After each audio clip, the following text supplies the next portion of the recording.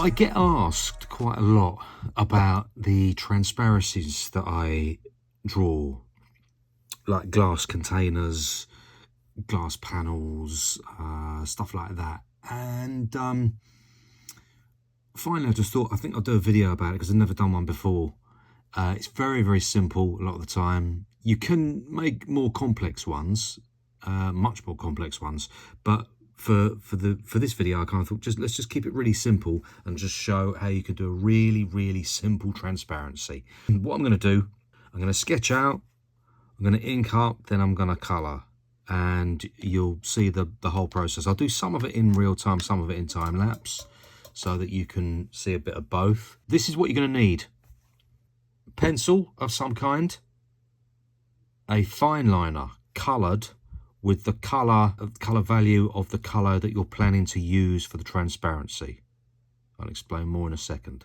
At least 3 different values or shades of the same colour. I've gone for pinks, I've gone for, this is style file, I've gone for a 420, a 454, I don't know if you can see that. Yeah, there we go. And a 4, can you read that? I can't read that. But anyway, it's a darker one on the end. 3 of them. At least 3. You can use more, but I wouldn't use less. I wouldn't use 2. 1 obviously ain't going to work. I can just about make 2 work. A push, but that's because I've become quite skilled at using alcohol markers. Use 3 at the very least. Make your life a bit easier. Black fine liner, mine's a 0.4. You know, go with whatever you prefer. I find 0.4 is sort of covers everything I need. Pigmographic 1. This is what I use. Basically, something to do a thicker line with. This is a what do you call it? Fiber tipped archival black ink that creates a nice thick outline, thick line, you know, thick black line. So once you've got all your bits together, let's get sketching. Now, what I want to do is I just want to put my name inside a canister. So I'm going to do it very, very thin. I was going to do it at an angle. Maybe I'll just do it. I'm working quite small here because I want you to sort of be able to see it a bit close up. That's why I've got this boundary box on there, so I know where my target area is. So I'll tell you what, I'll do it this way. So I don't want it to be too broad, so it's going to be very, very slim, which could be quite a nice effect actually. I have done this sort of piece before. There we go. So I'll just quickly sketch a little cute. There we go. That's a nice size, I'm pretty sure. It's a nice kind of size to fit in something, because this is the sort of thing I want to do. Now, as discussed before, this is a separate issue, but if you bow the sides of a container like that, rather than do them dead straight, you will naturally add a little bit of movement to them. So it's just one of them things that I nearly always do. I nearly always, not quite always, but because sometimes it's not appropriate, but a lot of the time I will bow a line because it just gives you a bit of movement for free. There we go. There we go. Okay, so I've strayed slightly off my working area down there, but that doesn't matter because the transparency is going to be here. So where it's going to be. Like I said, it's going to be very simple transparency. This is one that you can have a go at straight away, or you know, draw along with me. It's not an advanced technique. So even you guys who are fairly new to the game, you'll be good with this. Okay, so I've got my sketch there, right? Next up, take my fine liner. Now, this is an important point because I've got a choice here. I use these these Stabilo .88s, and these are the two colour values that I've got for this sort of colour. Now, it's a nice pink, that pink. It's really nice, but it's not dark enough for what I need, because these three colours will need to cover it, and it will still need to be able to pop slightly. So I've gone for this one. Now, it may look a bit more purpley. Again, this is where swatches come in very handy. So that's that one. From that to that. That's quite a long way. If I take this one, this is the 454. And finally, really nice values. This one, this fine liner, is going to stand out really nicely when it's covered with these, as you will see. That is too light, because as you can see, that is actually lighter than this middle value here, which means that it would get blitzed. We'd lose it. First thing I want to do, let's get the letters in.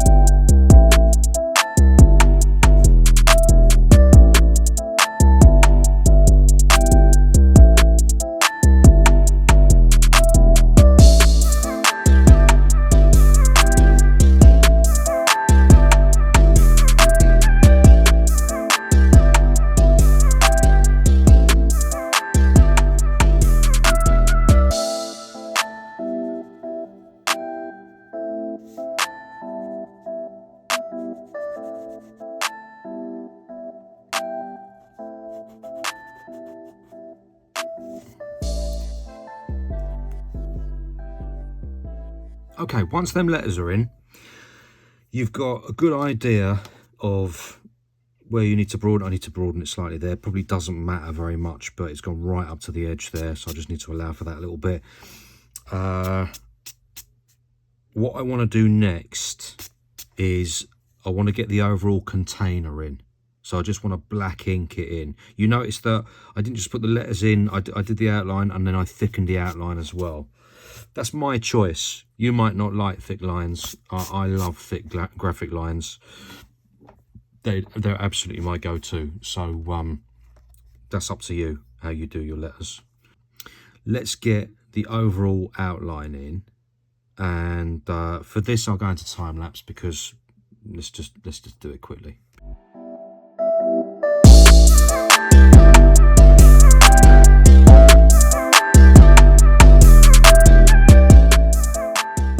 Okay, burn through that outline there.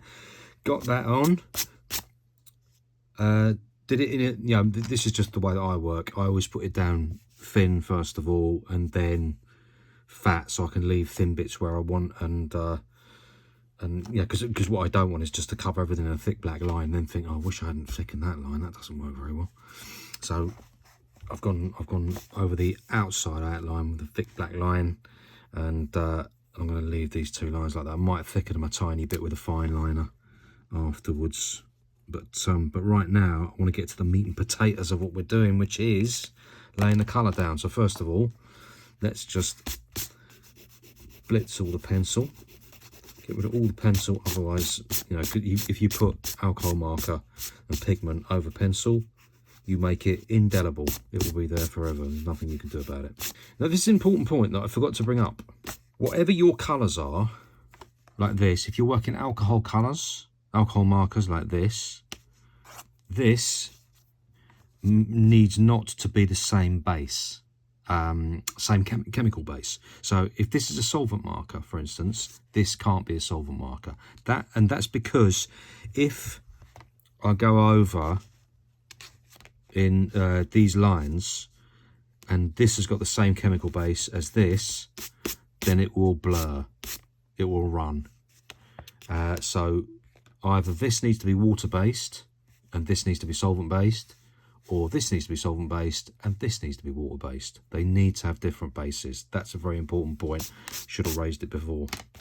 So take your lightest colour at this stage, lightest colour, and what you're going to do is you're going to lay the colour down.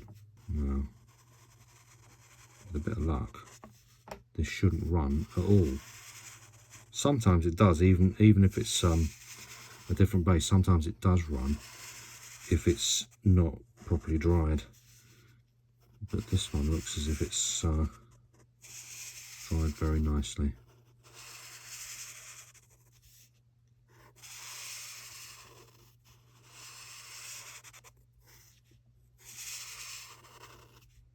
That's a nice juicy marker as well. It's got lots and lots of colour in there. There we go. Because this is a translucent or a transparent, you can see through it, right? So these bases, you'll be able to see them. You'll be able to see the other side of it. Now, what I should have done on my sketch, you can do pencil over the top of this, by the way, because it will rub out if it's over the top. I should have marked these in already, the edges, where the edges go. It's probably a bit higher actually, like that.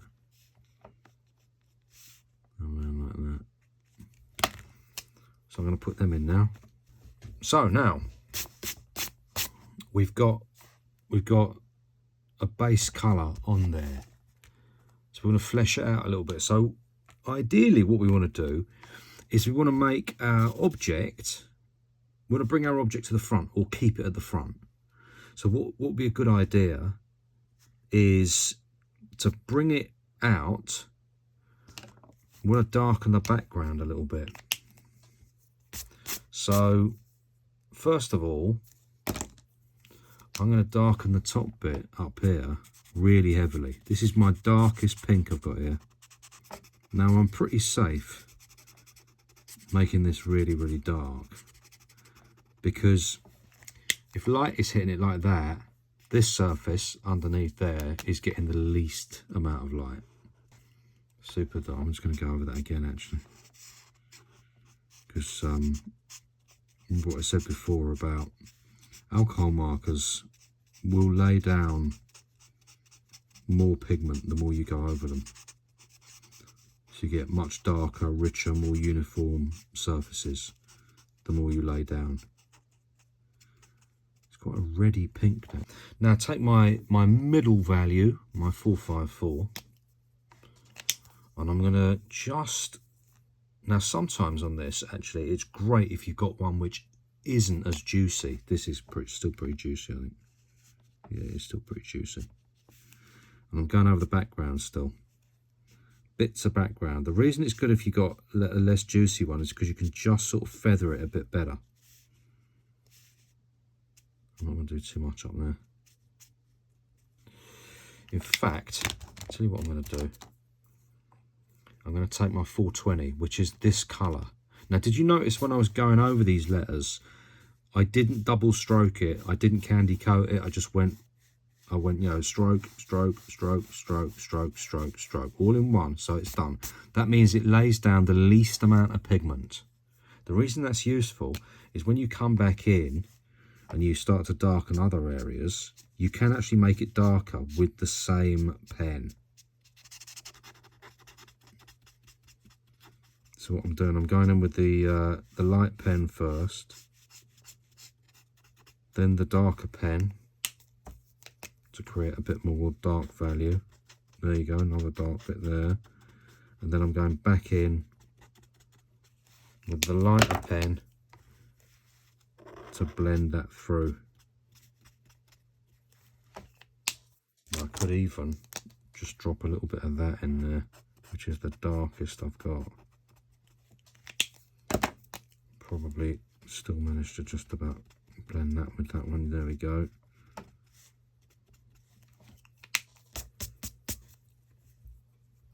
Okay, you following so far? Now, if I wanted to, I could make that underside even darker than that, but I don't fancy it. So maybe a little bit of detailing on these letters now, just a tiny bit. Doesn't need very much. Actually, I'm going to do a bit more. Just put that in there, and that there, just to give that a bit more detail. So this is 454. This is my mid colour.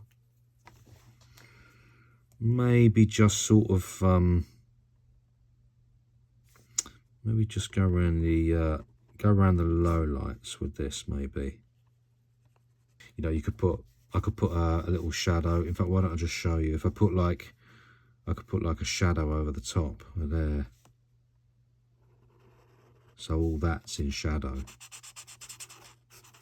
from the top bit. You see that?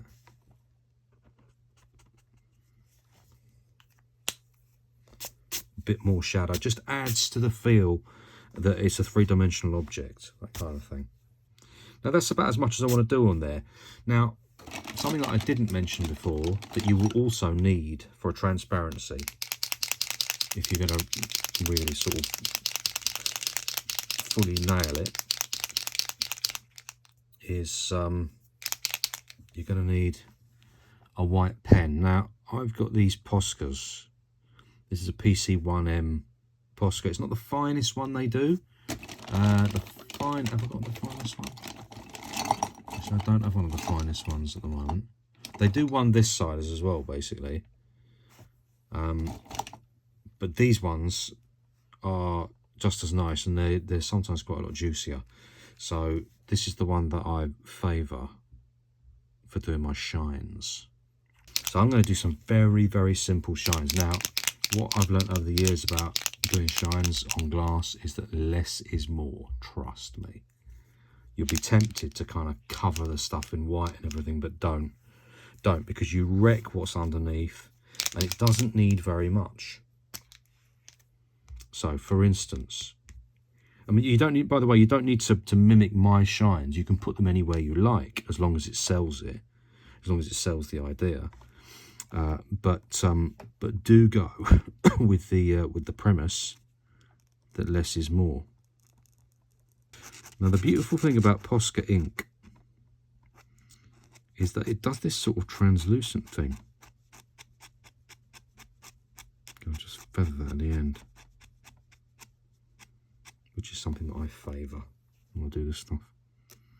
Yeah, it's translucent. So as it dries, you will see that you can see a bit of what's underneath it, which is very nice. I'll put one down here as well. It lays down really nicely, this ink. Paint, really. Shouldn't really call it ink. And I might just do another one right sort of there. You can vary that every single time. I pretty much do.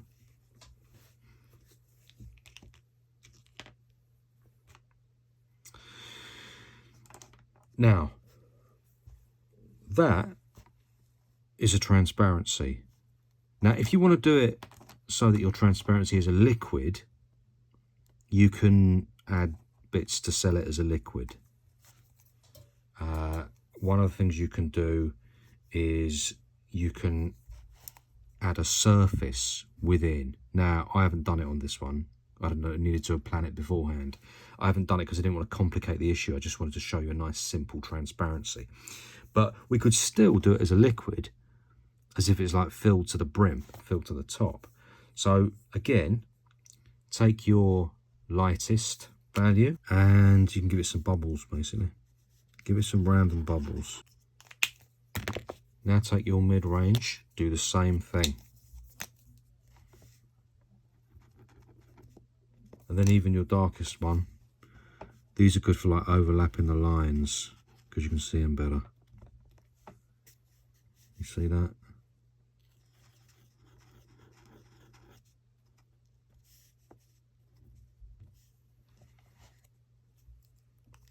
That is a very, very simple way to do transparencies. Can you see this? The underneath is coming through them shines there. Works really, really nicely. So that's it. That's how simple it is. Have a go for yourselves. Let me know how you get on. Good luck.